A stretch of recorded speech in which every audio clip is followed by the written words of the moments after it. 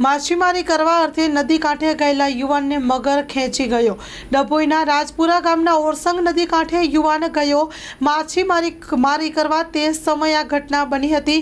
યાત્રાધામ ચાંદોદ પાસેના રાજપુરા ગામની ઘટના છે। Story report by Lalbhai Bhathiyara. આજરોજ રાજપુરા ગગુમાનું કોતર છે, ત્યાં આ ભાઈ 28 તારીખે સાંજે જાર નાખવા ગયેલા હતા। ત્યાં 29 તારીખે સવારમાં 8 વાગે જાર જોવા માટે ગયેલા। ત્યાં કિનારે પહોંચતા મગરને જોઈને પાછા નાસવાના પ્રયત્ન કરતા પગ લપસી જતા મગરે પકડી લેનાર ભાઈનું નામ છે અમિતભાઈ વસાવા। એ તંત્રને મેં જાણ કરી, ચાણોદ પોલીસ સ્ટેશનથી અને વન વિભાગને જાણ કરી। તમામ લોકો સ્થળ ઉપર ઉપસ્થિત થઈને બોડીને 2 વાગે અમને સોંપી દીધી। અત્યારે સરકારી દવાખાનામાં પીએમ માટે આવી પહોંચ્યા।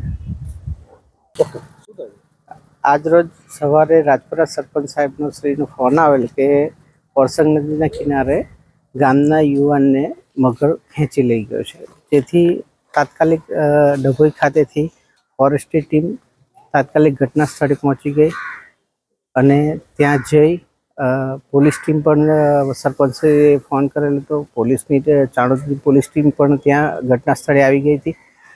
ત્યારબાદ ત્યાં જે જગ્યાએ હતું તે ખૂબ જ જહેમત બાદ ત્યાં પહોંચી અને સ્થળ પરિસ્થિતિનો તળાજો મેળવી અને ત્યાંથી health saving foundation, nature health saving foundation, nature saving ફાઉન્ડેશનની ટીમ, ચાણોદની તેમજ ડભોઈની બંને ટીમ બોલાવી અને રેસ્ક્યુ માટેની કામગીરી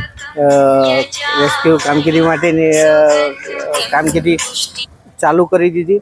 અને ચાલુ કર્યા બાદ ખરેખર પરિસ્થિતિ જોતા બોટ મંગાવી પડે તેમ હોય મામલતદાર સાહેબશ્રીને ફોન કરી મામલતદાર સાહેબશ્રીએ તાત્કાલિક ત્યાંની શ્રમજીવી સંસ્થા છે તેમને ફોન કરી તેઓની બોટ મંગાવી।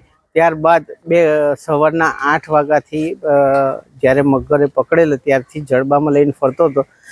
બપોરે 1:30 થી 2ના ગાળામાં અમે મગર પાસેથી આ મૃતક જે અમિતભાઈ પૂનમભાઈ વસાવા કરીને છે, જેની ઉંમર 30 વર્ષની છે, આ મૂળ રહેવાસી રાજપરા વાઘોડિયાનો છે અને તેને એ લાશ અમે 2 કલાકે કાઢી રહ્યા હતા। ખૂબ જ મહેનત કરી, ગ્રામજનોએ ખૂબ મહેનત કરી તેમજ જીવદયા સંસ્થાઓએ પણ ખૂબ જ મહેનત કરી। માં motor driving, safe and sure driving. Driving એ શોખ સાથે આપની મોટી જવાબદારી પણ છે। અમારા ઇન્સ્ટ્રક્ટર દ્વારા સચોટ અને સરળ માર્ગદર્શન આપની રોજની તાલીમની માહિતી મેળવીને શું અધુરાશ છે તેના ઉપર પૂરું ફોકસ કરાય છે।